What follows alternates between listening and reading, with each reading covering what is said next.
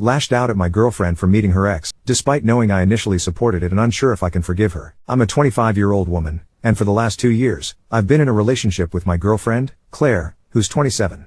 From the beginning, she told me bits and pieces about her romantic history. Not much detail, just enough to make it clear she didn't enjoy revisiting those memories. But there was one story she shared that stuck with me, her relationship with an ex named Kate. Kate and Claire were best friends for about 6 years before their relationship turned romantic. Claire told me how Kate had saved her from an abusive ex, a relationship that almost cost Claire her life. She always said she owed Kate a debt she didn't know how to repay. They got engaged pretty quickly after making things official, but it blew up spectacularly. They had a huge fight, and after that, they just never spoke again. That was 8 months before Claire and I met. Then, about 6 months ago, everything got stirred up again.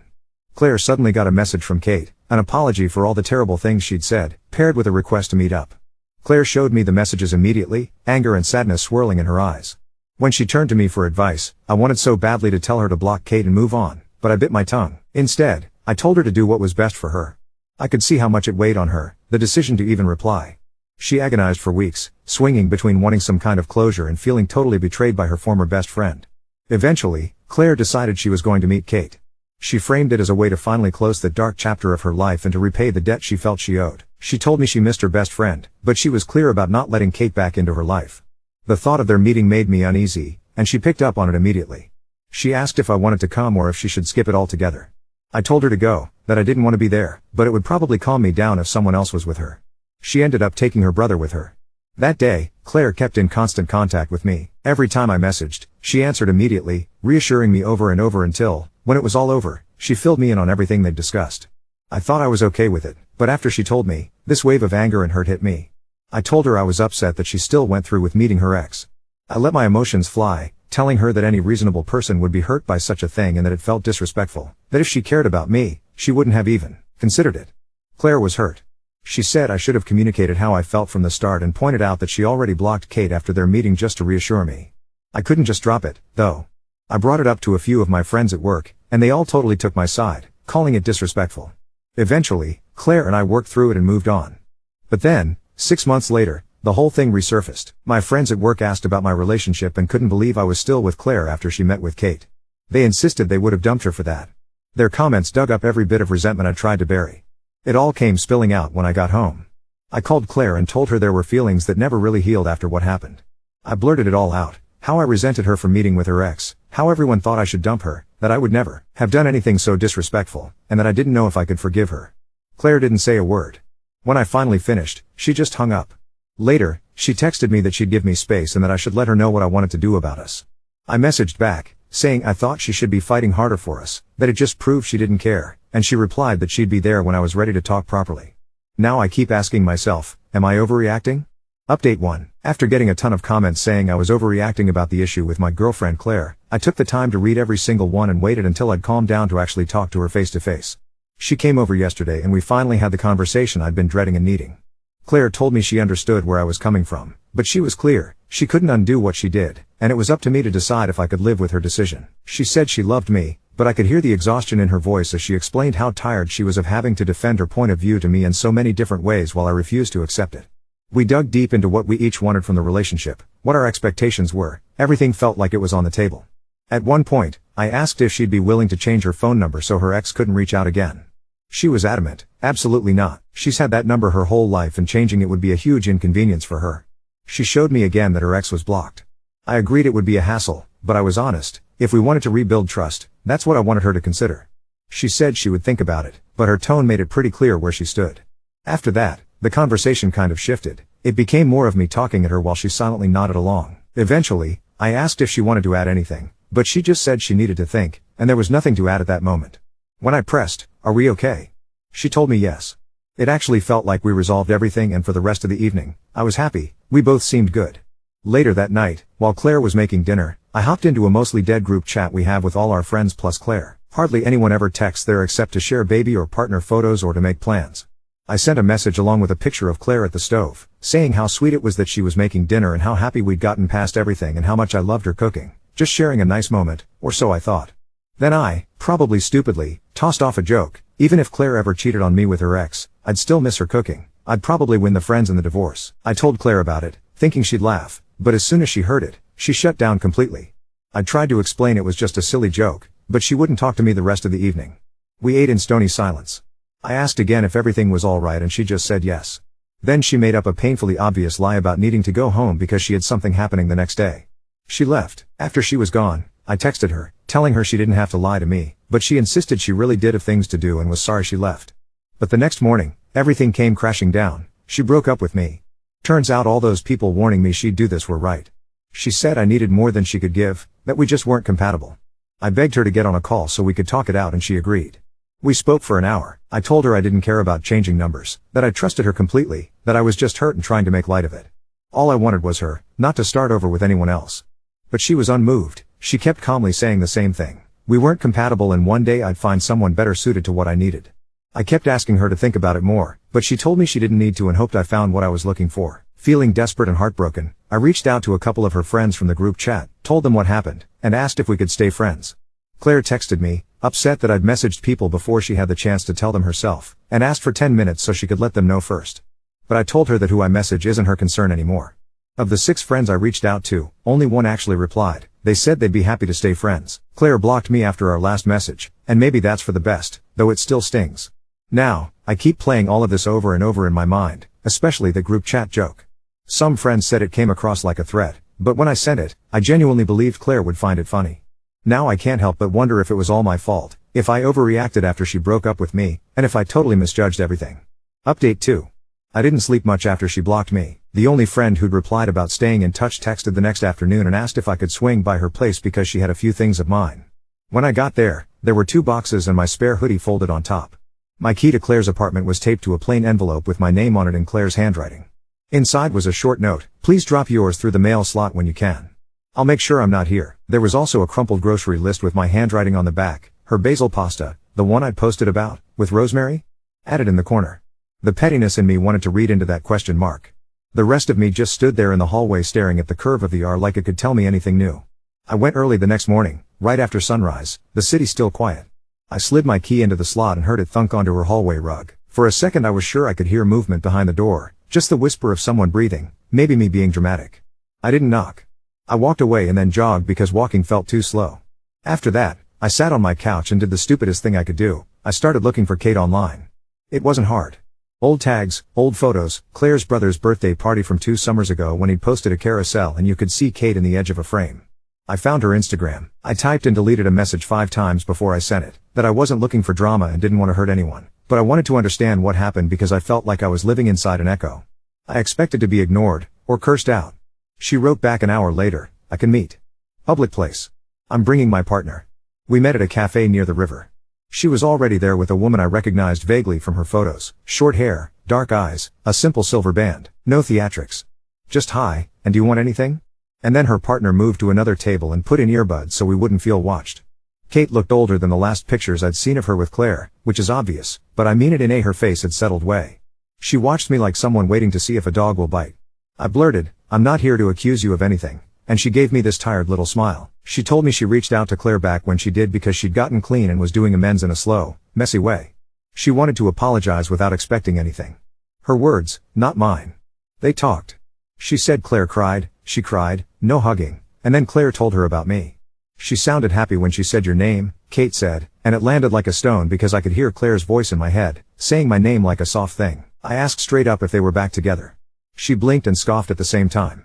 "I'm engaged," she said, lifting her hand like we still do that, flashed the ring, and then dropping it again because it felt dumb between us. "We are not a thing. We're not friends, either." I owed her an apology. That's all. We sat there in the smell of burnt espresso while she told me something I did not expect to hear, that she hadn't known about my divorce joke until after Claire had already made up her mind.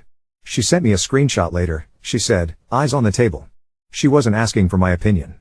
It was like proof for herself, I think. I keep ending up with people who make me feel small, even when they say they love me. That's what she wrote. It killed me to read because I was on that list once. I didn't cry. I wanted to crawl under the table and disappear. I told her I'd thought it would come off as a harmless joke, and she shrugged like that was the point. "She wanted to marry you," Kate said then, so softly I thought I'd misheard. "Not today, not even this year, but she wanted that trajectory." She said she was looking at apartments with one more closet than she needed. I laughed, this ugly little hitch. "There was a grocery list in the envelope," I said. She added rosemary with a question mark. Kate half smiled. That's how she is. She puts questions next to things she's already decided on. When I got home, the friend who'd given me the boxes called. Apparently, after Claire left, the group chat lit up, the same chat I'd tried to be cued in. People started peeling off. One of my work friends, the loudest one, slid in to say something to Claire that made my stomach drop. Good on you for finally leaving. She's crazy. My friend said Claire didn't respond, just left the chat. I didn't even know she was still in it. That was the moment I wanted to hurl my phone into the sink and turn the water on. I texted the work friend and told her to never speak for me again. She hit me back with a shrug emoji and a lol. I wrote Claire an email because she couldn't block that, and because if I put pen to paper I'd ramble until the end of time. I kept it short. I told her I understood, finally, that what I thought was me fighting for us looked like me trying to corner her, and that I hated that I'd made her feel small. I told her I would not contact her again through any channel, and if she ever needed one good thing from me, it would be this: I'd respect the boundaries she kept asking me to respect. I apologized for the group chat message. I apologized for asking other people to hold the shape of us before she'd even had a chance to explain to them what happened. I didn't ask for an answer. She wrote back the next day. Just one paragraph. She said, thank you for the email, that she appreciated it, that she hoped I would be okay. She told me she'd left a recipe for the basil pasta in the bottom of one of the boxes because she knew I didn't remember the amounts and it really is nicer with rosemary. It made me laugh for real, which felt obscene and relieving. She ended with please take care. On Friday, I ran into her brother at the farmer's market. He was buying peaches. I was holding a bunch of sunflowers I hadn't planned to buy. We froze like people in a bad play. He hugged me anyway, because he always has been a little reckless with affection. He said she was okay. He said, she's sad, but she's okay, and I believed him. Then he looked at my flowers and said, Claire planted the basil in a bigger pot, and then stopped like he'd betrayed a state secret. We both laughed and then I cried, right there between the peaches and the bread stall, and he handed me a napkin from his pocket like the good brother he is. I haven't contacted her since the email. I blocked the coworker who thought it was funny to escalate. I took the recipe paper out of the box, smoothed it on my counter, and cooked the stupid pasta with the stupid rosemary. It tasted like something I'm not sure if I've lost or finally learned. Last thing, yesterday, I got a letter. Real paper, real stamp. It was from Claire, just a postcard she'd picked up from some bookstore with a photo of a cat sitting in a window. On the back, she'd written, I found this under the couch when I was cleaning. Thought you'd like it. No need to reply. Underneath, she'd drawn a little basil leaf with a question mark next to it, because of course she did. I propped it on the fridge where the magnets used to hold our dinner lists, and for the first time in weeks my apartment didn't feel like a waiting room. Update 3. A week after the postcard, a courier buzzed my apartment and asked for Claire by full name. I said wrong floor on reflex, then he read my address back to me and I could see it on the handheld, my unit, her name. I signed because it felt easier in the moment than making him haul it back down. The box rattled when I set it on my table. It was light, the kind of light that tells you nothing inside can be worth this much thinking. I stared at it through lunch, then texted her brother because that felt like the least intrusive route. He didn't answer until evening. He was out of town. She could swing by, if I didn't mind. I sat on that message for 5 full minutes and then typed fine. It rained the day she came. Not dramatic rain. Just the kind that feels like the sky can't commit. I opened the door and kept my hand on it, braced, and she stopped a foot back from the threshold like there was a line I'd drawn with tape. The hallway smelled like someone else's curry. Hi, she said. Hi, I echoed, which sounded like when you practice a second language and all your words have a shape you're trying to remember. I pushed the box toward her with my foot because suddenly my hands felt wrong. The tape was damp at one corner and already losing the battle. She bent to lift it and a little white thing slid free and clinked on the floor between us. It was a ceramic herb marker, thin and oval, stamped with rosemary in tiny green capitals. We looked at it like idiots. Then she laughed once, a real laugh that startled both of us. Of course, she said. Of course, I said, and then we were quiet again. She glanced past me and her eye snagged on the fridge, which was unavoidable from the doorway.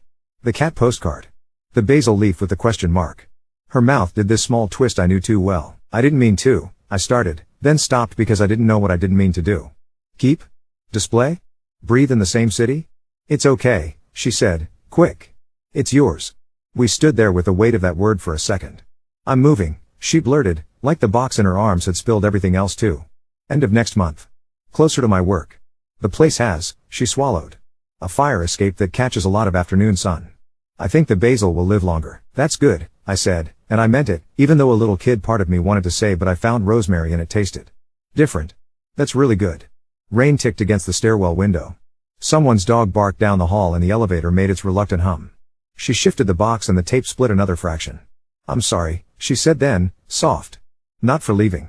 For letting it go so long pretending we were in the same room when I felt myself halfway out of it. I should have respected the version of you that didn't make me explain myself in footnotes all the time. I kept making it a courtroom, I said, because the word had been sitting in my chest since Kate used something like it without meaning to. I thought I was arguing us into safety. She nodded. Rain on hairline, the tiny tremble of a shiver she would deny. You don't need my permission, she said, forcing a lighter tone, but you're going to be okay. I don't know why it felt like a benediction. I went to my hooks and grabbed the umbrella I never remember to carry and held it out. She squinted at it like it might bite. I don't need, take it, I said. Please. She took it. She stooped, picked up the ceramic rosemary, and held it out with her wrist, an offer. I shook my head. She tucked it under the flap of her box and turned. At the stairs she pivoted back and, without crossing the threshold, glanced down at the umbrella, then at me. The joke, she said, careful, like picking up glass. It wasn't the fire. It was just the smoke I finally saw. I know, I said, and for once I didn't try to explain the physics of any of it. She nodded like that was the only answer that would fit, then disappeared down the stairs to the soft drumbeat of rain on plastic. 2 days later, I got an email from Kate. Subject line, heads up.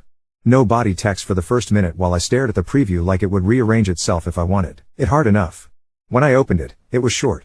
She said they set a date, that I might hear through the grapevine because our grapevine isn't as separate as everyone pretends. She said she wasn't inviting me, that it would be weird, and that she wasn't telling me to get anything to Claire, because she wasn't asking me to be that person. This is just so you don't feel blindsided at a grocery store, she wrote, which made me snort because the universe loves a produce aisle. I hope you're okay. I typed 3 drafts. I deleted them. I wrote one line, congratulations. Thanks for the courtesy. Please don't involve me in messages for her, ever. She wrote back a single check mark emoji and nothing else, which felt, bizarrely, like respect. Yesterday, the courier buzzed again.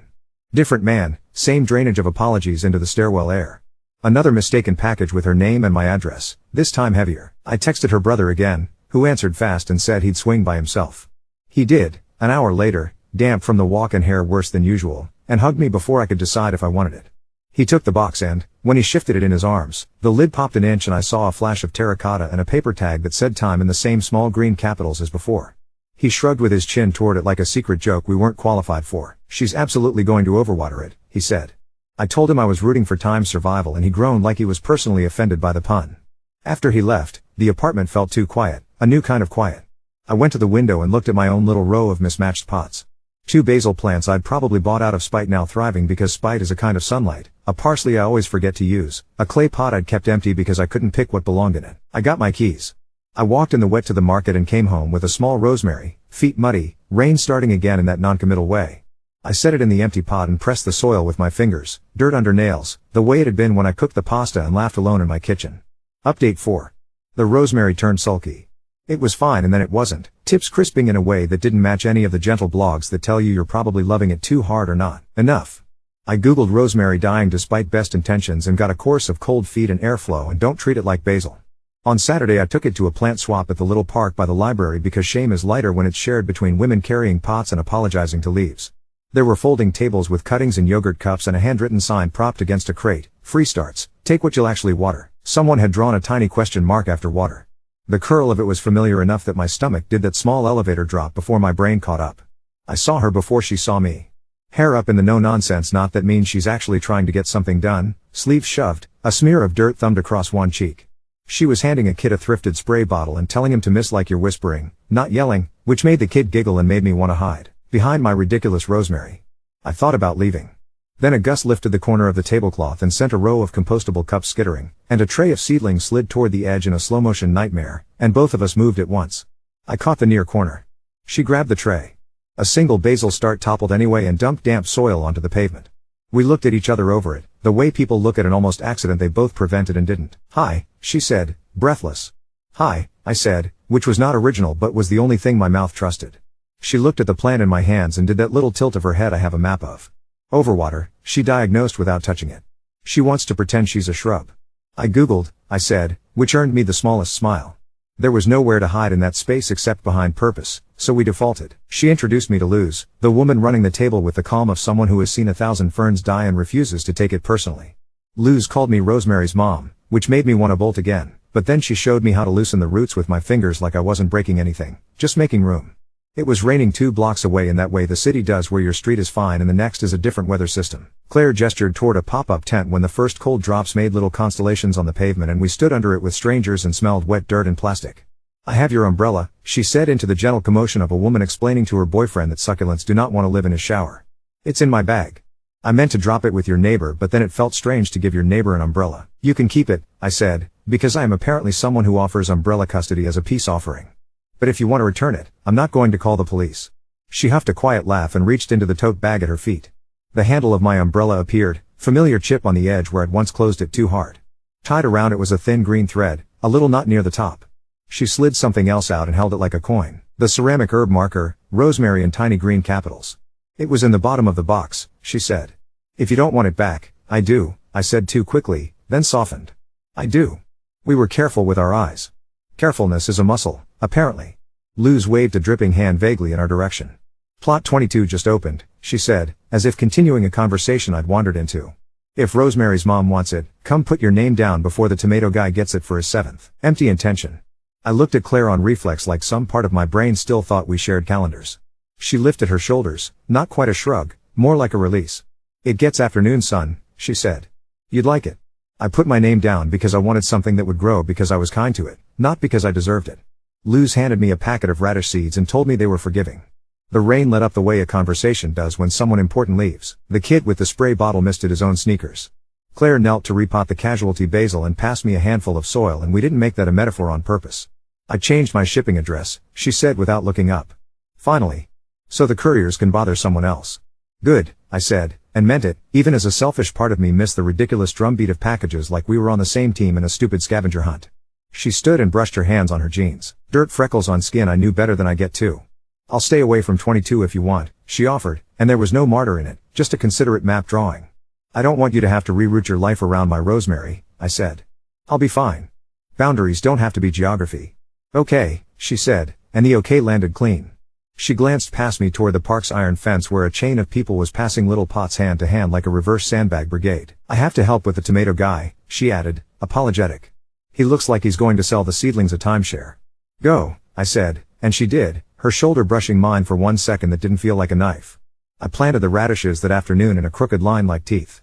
Plot 22 had a nail stuck in the sideboard and I hung the little rosemary marker there like a talisman even though it belonged to a pot at home. A woman 2 plots down complimented my dumb pun when I muttered that I was rooting for survival and then immediately apologized because apparently I am contagious with that. When I was leaving, I saw Claire across the rows talking to an old man with a cane about coffee grounds. She didn't wave. I didn't either. It felt like we had waved already with the umbrella. 2 days later, her brother texted me a photo of his hand holding a very ugly radish with an enormous top and a tail like a question mark, and underneath it, you planted chaos, which made me laugh in the produce all because of course. He said nothing else and I didn't ask him to. The umbrella made it home with me and leaned against the wall by the door like a guest. I took the rosemary marker off the nail and pressed it into the soil of my pot so it stood like a tiny headstone and not a grave. The plant stopped sulking after I moved it to a higher shelf, which I'm pretending is proof that sometimes you just need to be a little closer to the light. A week into the garden rhythm, I was there early, knees wet from dew, the city not fully awake, when I heard a familiar scrape of shoe on wood behind me and turned to see her at the end of the row carrying a nursery flat and a coffee. She tipped the cup toward me in that loose wave that means good morning and kept moving. She wore a sweatshirt I didn't recognize and a face I did, the one that wakes up and decides to keep going even when nothing is dramatic enough to justify how hard it can be. She set the flat down and bent and I saw the tag on one of the little black square pots, time. Of course. She stuck the tag into soil like planting a flag. I wanted to tell her brother had made that joke for me already. I didn't. Luz wandered by with a coil of hose over her shoulder and asked if either of us wanted to sign up for the Sunday watering schedule. Claire hesitated. I said yes for the 1st and 3rd and she said she'd take 2nd and 4th and we looked at each other because apparently we know how to alternate without making it sad. We didn't discuss rainy Sundays. In the afternoon, I roasted peaches with sprigs of rosemary because the peaches at the market were exactly how peaches are in my memory of summers I didn't actually have and because I needed the kitchen to smell like something new that still knew me. I drizzled honey over them at the end and the honey hissed and went translucent around the edges and it felt like a magic trick anyone could do. I slid one into a clean jar while it was still warm because I am, in my bones, someone who believes offerings don't have to be transactional. That night, when it was almost dark and the sky was that bruised color that makes you think of rain whether it's coming or not, I walked to the garden and set the jar carefully on the corner of Claire's plot. Board, no note, no flourish, just the thing itself. The next morning, the jar was gone and there was a small oblong of clay half stuck in the dirt of plot 22. At first I thought it was a kid's lost treasure. I brushed it off. The little green capitals said basil with a question mark drawn in pencil after, faint and stubbled with eraser marks like whoever did it wasn't sure if permanent was allowed. It wasn't the exact same ceramic as mine, You could see the thumbprint, the glaze a hair more matte, but it was clearly from the same hands. I looked down the row for her and didn't see her. I stuck it next to my flamboyant, forgiving radishes like a joke both of us would get even if we never spoke it aloud. Kate sent a photo to the old group thread I am not in anymore because the world is bored with my boundaries and loves a loophole. It got to me through the friend who stayed, who forwarded with no commentary. The photo was 4 hands and 2 rings and a coffee cup on a table with a paper napkin someone had been absent-mindedly tearing into confetti. I didn't feel stabbed. I felt like someone had closed a door without slamming it and the sound was just a house settling. I sent nothing back and my phone didn't feel like a grenade. On Sunday, I watered silently, careful not to drown anything on account of my track record. Claire came at the end with a bag of mulch slung over her shoulder like a ridiculous sack of Santa dirt and set it down with a small grunt that made me move on instinct. We spread it together without making it mean more than spreading mulch. When we finished, she wiped her palms on her pants, looked at my rosemary for 1 beat longer than it warranted, and said, "It's happier." "It is," I said, and met her in that small truth. She nodded toward the little basil tile near my ridiculous radishes and made that corner of the mouth shape that is not a smile and is not a smile. "I found a ceramic studio near the new place," she said. "They let you make awful things and fire them anyway." "I like awful things," I said before I thought, then amended, "in clay." "Me too," she said. Then after a beat, no need to reply, which made us both laugh in that startled, soft way that happens when the same lightning hits twice and you stand there and decide not to be afraid of it. We packed up. A breeze came through carrying the kind of relief the sky drops sometimes when it finally decides what it's doing. On my way out, Lou stopped me to say someone had dropped off extra rosemary cuttings if I wanted to propagate. I took one and didn't write a question mark on the bag. Back home, I pressed it into a glass on the windowsill and watched the first white root thread its way into being over the next days, slow and, sure, not dramatic, a thing you only notice if you keep looking. My apartment smelled like peaches and green and not like a waiting room at all.